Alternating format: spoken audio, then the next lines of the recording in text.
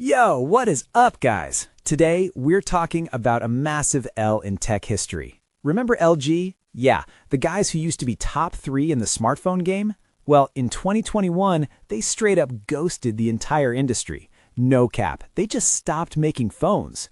How does a multi-billion-dollar giant just quit? Were they pushed, or did they just trip over their own feet? Today, we're diving into why LG's mobile division went from life's good to life's tough. Let's get it.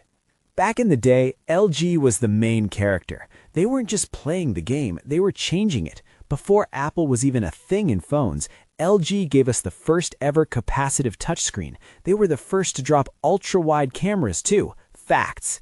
The LG 3, that thing was a beast. Quad HD display when everyone else was stuck in 1080p?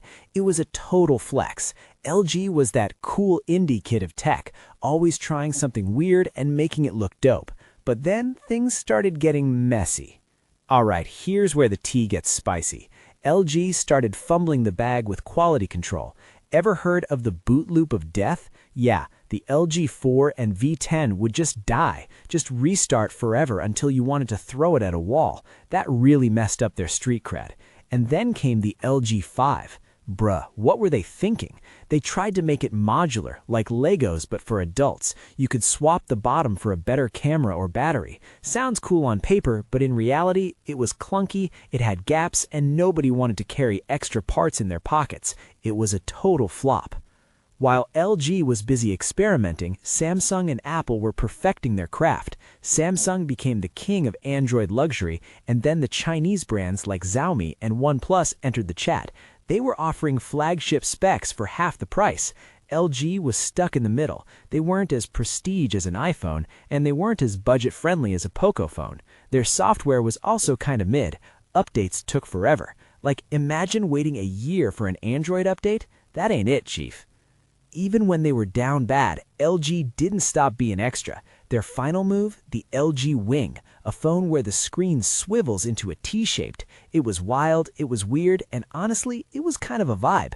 But it was too little too late.